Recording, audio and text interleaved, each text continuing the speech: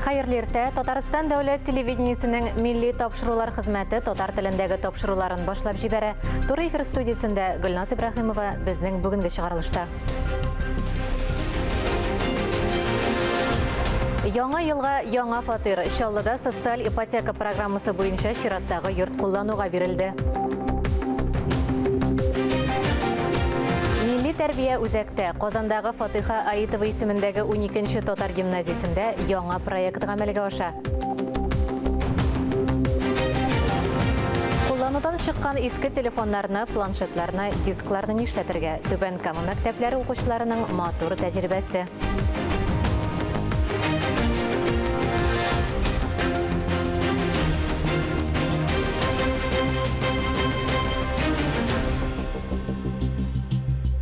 Яңа елга менә дигән бүләк. Чаллыда социаль ипотека программасы буенча чираттагы йорт куллануга бирелде. 409 фатирга исәпләнгән күп катлы йортны 2020 елда төзи башлаганнар. Инвесторы Татарстан президенты каршындагы Дәүләт торак фонды. Яңа йортка күчүчеләргә ачкычларны шәһәр мэры Наил Мәхдиев тапшырды. 63-20 йортта 409 бәхетле гаилә бәхетле фатирлы булды. Алар бюджетта эшләүчеләр, чаллы предприятиеләре хезмәткәрләре, табиблар, ятим балалар, яшь һәм күп балалы гаиләләр. Шуларның берсе 2 балалы Шәйдуллиннар гаиләсе. Социаль ипотека программасы буенча чиратка 2016 елда басканнар. Ниһаять 2021 елның ноябрендә 2 бүлмәле фатир сайлаганнар. Без бу фатир турында бик хыялландык. Моңа кадәр әни белән бергә яшәдек. Бу безнең беренче фатирыбыз. Башта бу ел фатирлы булырбыз дип уйламадык. Без бик бәхетле. 63-20 йорт мәгълүматларны дистанциядән тапшыру һәм төтен датчиклар белән җиһазландырылган. Фатирлар чиста, уңайлы итеп эшләнгән. Асылмалы түшәм, заманча сантехника, электр плитәләре, пластик тәрәзәләр, ишек алдында йөрү зоналары һәм балалар өчен уен мәйданчыклары төзелгән. Район благоустроен. Шикарная площадка тут для игр.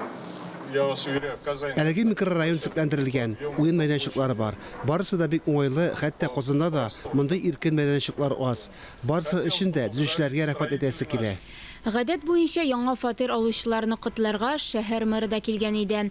Наил Мәхдиев әлеге йортны торгызган хезмәткәрләргә аерым игътибар бирде. Төзүчеләргә намуслы хезмәтләре өчен рәхмәт котлары тапшырылды. Переехать в новое жилье – это особое состояние души. Если хотите, это особая страница в жизни любой семьи.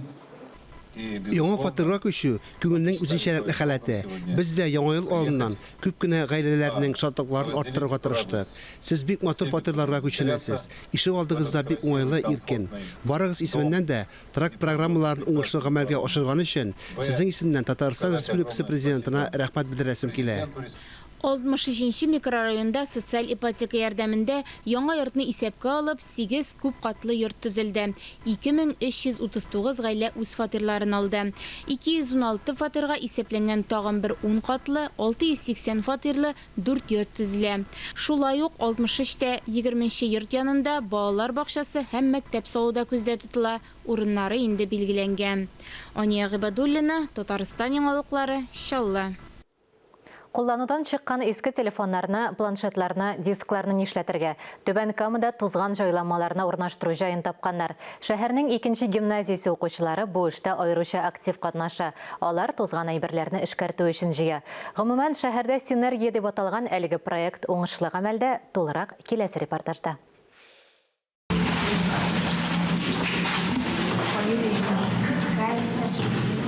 Иске смартфоннар, планшетлар һәм компьютер детальләре. Берәүләр ватылган, икенчеләре сынган. Кешеләргә алар башка кирәк түгел. Шулай да икенче чимал итеп кулланырга була. 2нче гимназиядә синергия проекты гамәлдә. Шамил Харисов үзенең иске телефонын алып килгән. Моның белән тукталырга җыенмый. Кимендә 2 килограмм техника тапшырырга ниятли. Я не хочу, чтобы природу загрязняли. Без әйләнә-тирә мохитны сакларга тиеш. Моны агачлар утыртып та, табигатькә техника калдыкларын ташламыйча да эшләргә мөмкин. Күп кенә балаларга искергән техниканы җыярга әти-әниләре ярдәм иткән. Куркыныч матдәләрне үз эченә җыйган теләсә нинди электрониканы эшкәртүгә тапшырганнар. Проект бик тиз популярлык казанган. Наши дети, наши маленькие учителя, еще раз повторю об этом. Безнең балалар бик тә кирәкле эш белән шөгыльләнә. Безгә электрон чүп-чарны дөрес итеп үтелләштерергә булышалар. Киләсе елда һәр мәктәптә, шәһәребезнең һәр идарәче компаниясында бу эшне дәвам итәргә ниятлибез. Проектта иң актив катнашучылар табигатькә икеләтә файда китерәчәк. Язын алырга утырту өчен агач үсентеләре бирәләр. Алия Галиуллина, Денис Макаров, Максим Липин, Татарстан яңалыклары. Татар телендә белем бирүче Фатиха Аитова исемендәге 12-нче татар гимназиясе халык телендә Узара Туфан мәктәбе дип йөртелә. Тиздән әлеге гимназиядә нәкъ шул исемдә яңа проект башланып китә. Кызлар гимназиясеннән хәбәрчебез Мөршидә Җихан репортажы.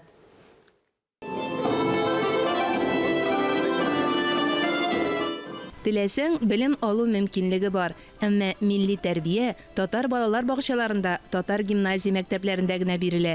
Татар мөхитендә тәрбияләнгән бала туган телебездә сөйләшеп, милли традицияләрне күреп, белеп, сәнгате белән кызыксынып, татар әдипләренең мирасын укып үсә. Мин Фатиха исемле.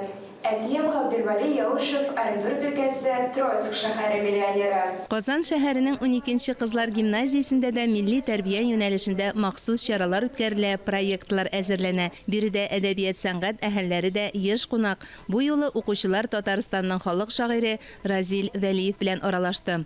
Исәнмесез, Разил абый? Әдипләр белән очрашу чарасы әдәби эскәмия дип атала. Тәҗрибәләре зур. 2017 елдан бирле үткәрәбез ди гимназиянең татар теле һәм әдәбияты укытучысы. Үзебезнең татар язучылары, шагыйрьләре белән очрашабыз. Төрле шундый гамле матур әңгәмәләр үткәрәбез. Балаларга бу бик ошый. Ошатмаслык та түгел шул. Әнә бит яшьтәшләре шигырь сөйләгәч ничек гөрләтеп кул чабалар. Әдәби эскәмия кунагы иҗат иткән шигырьләр дә, җырлар да яңгырады.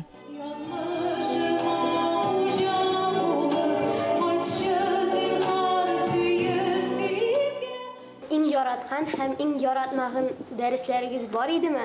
Укучылар шагыйрьнең җыр язу тарихы, иҗат алымнары белән дә кызыксынды. Аннары аралашу әлеге гимназияне төзетүдә башлап йөргән Туфан ага Миңнуллин музеенда дәвам итте. Монда Туфан ага рухы яши. Шуңа күрә ул миңа бик якын. Туфан ага рухы ул бөек рух.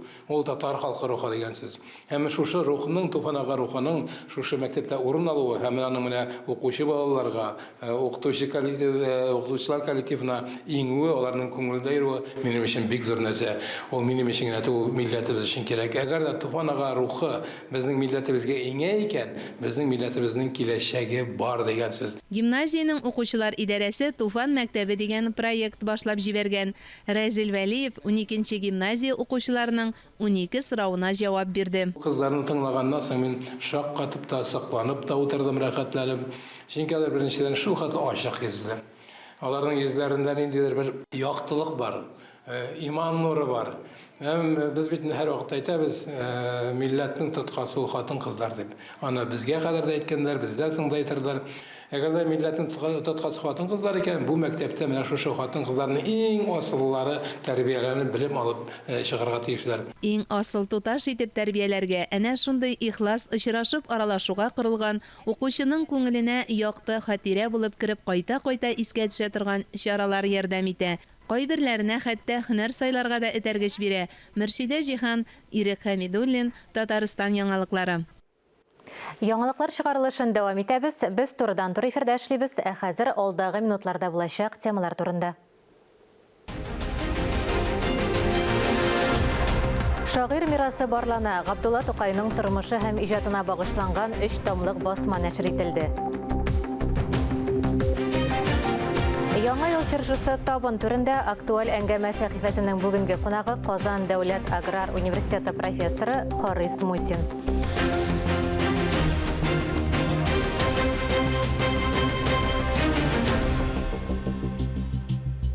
Кәрим Тинчурин театры быел яңа ел бәйрәменә балаларга әдәби татар телле әкият әзерләгән. Асылкы җыры спектакле тамашачыларны яңа ел әкиятенә җыйды. Спектакльнең төп геройлары әлбәттә Кыш бабай белән Кар кызы. Шигъри телле спектакль актив хәрәкәт, балаларга үзләре ишеткән яңа сүзләрне үз эченә җыйган. Спектакль дәвамында сәхнәдә Тинчурин театры оркестры уйный. Балаларны чиста татар теленә артистлар кызыксындырырга тырышты. Спектакльнең режиссеры Туфан Имаметдинов. Спектакльнең пьеса авторы шагыйрь һәм драматург Рүзәл Мөхәммәтшин. Балалар өчен фойеда уеннар да оештырылган иде. Быйыл Габдулла Тукайның тууына 135 ел. Тукай яшәгән еллардан ераклашкан сайын аның иҗаты тирәнрәк ачыла бара. Габдулла Тукай тормышы һәм иҗаты 3 томлык басма нәшр ителү шуның матур мисалы. Татар информ мәгълүмат агентлыгында шул уңайдан матбугат очрашуы узды. Тулырак Ләлә Зәйнуллина видеоязмасында. Бийик шагыйребез турындагы мирасны барлаганда яңадан яңа мәгълүматларга тап булабыз. Әлеге хезмәт 2017 елда Галимҗан Ибрахимов исемендәге Тел, әдәбият һәм сәнгать институтында Тукайны өйрәнү фәнни юнәлешендә башкарылган күләмле проект кысаларында тормышка ашырыла. Без белмәгән чыганаклар бар. Әйтик, анда шул фикер газетлары табылмаган, әйтик, аларны эзләргә кирәк. Алар каядыр ята. Иманым Камил шул Казакстанда аны барып яхшылап тагын өйрәнергә кирәк. Махсус экспедицияларга чыгып. Проектка әдип әсәрләрнең 6 томлык басмасы шагыйрьнең энциклопедиясе дә керә. Безгә бик мөһим иде Тукайны менә нәкъ татар дәрьясендә, татар мөхитендә күрсәтү. Без бу проектны милләтләр эше буенча федераль агентлык үткәргән ключевое слово конкурсына да тәкъдим иткәнек һәм Аллага шөкер, менә күптән түгел генә бу проект анда беренче урын иң яхшы фәнни проект номинациясендә лауреат булды. Бу проект безнең ике телдә формалашкан һәм без аны татар укучысына гына түгел, киң катлау рус телле укучысына да тәкъдим итәбез. Яңа басмада китерелгән материаллар архив чыганакларына, хатлар, көндәлекләргә нигезләнә. Тукайның тормыш һәм иҗат юлын шул чор милли мәдәнияте белән бергә күз алларга мөмкинлек бирә. Шулай ук әле ачыклысы фактлар күп дип белдерә галимнәр. Ләлә Зайнуллина, Ирек Хәмидуллин, Татарстан яңалыклары. Драматург Габдрахман Ильясы иҗаты татар гавамында киң чагылыш таба дип әйтеп булмый. Югыйсә, ул 1887 елда татар телендә Казан газетасы чыгару өчен рөхсәт сорап, Эчке эшләр министрлыгы каршындагы матбугат эшләре баш идарәсенә мөрәҗәгать иткән. Беренчеләрдән булып татар әдәбияты тарихында хатын-кыз мәсьәләсен чагылдырган әдип. Камал театры тамашачыларны Габдрахман Ильясы яшәгән һәм иҗат иткән чорга сәяхәт иттерде. Тамашачылар арасында хәбәрчебез Алия Галиуллина да бар иде. Габдрахман Ильясы иҗатына яңача караш. Камал театр артистлары Бичара кыз әсәрен сәхнәләштерде. Спектакль башланыр алдыннан тамашачы Шәрик клубы буйлап сәяхәт итте. Сәйер труппасы нәкъ менә биредә Бичара кыз премьерасын тәкъдим иткән. Монда үткән гасырда нинди спектакльләр уйналганында, тамаша тәмамлангач кичке биюләр оештырылганы да килгән кунакларда зур кызыксыну уятты. Күпләрнең театрда актер булып эшләү теләге хыялда гына калган булса, бүген аны чынга ашыру мөмкинлеге дә бар иде. Спектакльгә килгәндә беренче үзенчәлеге ир-ат рольләрен хатын-кызлар, хатын-кыз ролен ир-егетләр башкара. Biz менә фотоларны, документларны караганда, анда чыннан да ирләрне кызлар уйнаганнар. Бу күрәсең инде барыбер ул заманда гасыр башында, 20нче гасыр башында бик актив хатын-кызларның хәрәкәтләре кузгалды бит. Инде менә Сәйер труппасы анда киресенчә, анда инде хатын-кызларны җегетләр уйнаганнар, чөнки актрисалар булмаганнар. Менә шуны берләштереп, шуны истә тотып без берләштердек тә, менә шулай уйнарга тырыштык. Барыбер алар бит инде үзешчән артистлар иде. Ләкин аларның теләкләре шул хәтле ихлас, теләкләре, өметләре, без менә артистлар белән дә шул турыда сөйләштек. Менә иң төп менә бу тамашада иң төп югалтмаска иде менә ихласлыкны. Менә хәзер мин сиңа сөйлим. Спектакльнең тагын бер аермалы ягы – актерлар өчен күп очракта сүзләрне суфлер сөйли. Уңай ягы сүзләрне ятларга түгел, тик шулай да берникадәр авырлыклар тудырган. Суфлер белән бик авыр. Аны тыңлап торырга кирәк, көтәргә кирәк, шул вакытта нәрсәләр эшләп торырга кирәк, көтә белергә кирәк, түземле булырга кирәк. Күп вакытны безнең күп очракта репетиция вакытында суфлерны тыңлап тормыйча китеп бара идек. Беренче миңа авыр. Миңа бер туктаталар иде минем өлешне. Бытовой уйныйсың дип әйтәләр. Миңа бик авыр. Күңел белән нәрсәләр сизә идем. Инде кызык әйбер бар монда. Чөнки теге актер кеше барыбер булдыра алмаган әйбер гел кызык булып тоела ул. Һәм бик авыр. Әмма әкренләп менә шул ясалма, монда более конкретика кирәк. Без яучыны уйныйбыз һәм шул вакытны уйныйбыз, ничек уйнарлар ул елдагы актерлар. Тамашачы мондый спектакльләр яшь буынга милли мирасыбызны җиткерү ысулларының берсе дип уртаклашты. Бу спектакль бишаракай дип аталса да, менә исемен карасак, ул бит инде ничектер моңсурак шикелле булырга тиеш иде. Ләкин мин монда бер генә башыннан алып ахырга хәтлек бер генә дә моңаймадым. Актерлар үзләренең икеләтә осталыкларын күрсәттеләр. Шунап та әфәрин дип кенә әйтәсе кала. Без инде үзебезнең үткәнне белмичә, киләчәккә атлый алмыйбыз һәм инде яшь буынга күбрәк шушындый спектакльләрендә карап үссәләр, ул бик әйбәт булыр дип уйлыйм мин. Әлеге спектакль татар театрының туган көнендә уйналуы да матур бер символик мәгънәгә ия. Алия Галиуллина, Ленар Хабибуллин, Татарстан яңалыклары. Яңа елны каршылаганда үй төренә чыршының кайсысын хушис аңкып торган орманныкынмы, әллә ясалма чыршыны куяргамы? Кулланышта булган чыршыларны соңыннан нишләтергә? Республикада урманнарына аерым алганда ылыслы агачларны арттыруда нәрсәләр эшләнә? Татарстан радиосының иртәнге турыдан-тур эфиры шушы темаларга багышланды. Студия кунагы бар гомерен урманчылыкка багышлаган галим, Казан дәүләт аграр университеты профессоры Харис Мусин тыңлаучыларны кызыксындырган сорауларга җавап бирде. Урманнарны саклау, агачлар утырту, кулланылган чыршыларны урнаштыру мәсьәләләре турында иде. Без дә кунакка берничә сорау белән мөрәҗәгать иттек. Харис Гайнетдинович, хәерле иртә. Яңа ел чыршылары кайда үстерелә? Яңа ел чыршылары бүгенге көндә урман хуҗалыгының лесхозларда, питомникларда үстерелә. Файдаланмыйча ята торган буш җирләребез бик күп, шуларда үстерелә. Алар махсус плантацияларда дип әйтәбез инде без үстерелә, шуларның да халыкка тәкъдим ителеп сатыла. Минем әйтәсем килә, менә бу яңа чыршылар үстерү, яңа ел каршылау вакытында хәзерлектә менә урта һәм кече бизнес керсә, үз һөнәре белән шөгыльләнүчеләр керсәләр, бик табышлы өлкә бу. Чыршыларны үстереп, аларга яхшы матур күркәм сыйфатлар белән кисеп формалаштырсаң, без инде моны булдырырга тиеш. Менә Европадан безгә бик күп кенә чыршылар килә, Канададан да киләләр. Алар бөтенесе менә ашламасын кертеп, агачларны кисеп тәрбияләп. Без менә бүгенге көндә үзебезнең аграр университетының урман хуҗалыгы һәм экология факультетында үзебезнең шәкертләребезгә, студентларга менә шушы өлкәне өйрәтәбез. Әле бу өлкәдә менә берниндәген китапларда, уку материалларында юк. Бу өлкә бик мавыктыргыч тагын, бик отышлы да шундый яхшы юнәлеш. Аннары мен тагын бер әйтер идем. Элегрәк мин үзем Казан шәһәренең урман хуҗалыгында эшләргә туры килде. Без чыршыларны шүлмәкләргә, ящикләргә утыртып, кешегә тәкъдим итә идек. Бу чыршыларны өйгә кертеп куясың, алар үсә башлыйлар. Үсәләр, һаваны алыштыралар, аны чистарталар.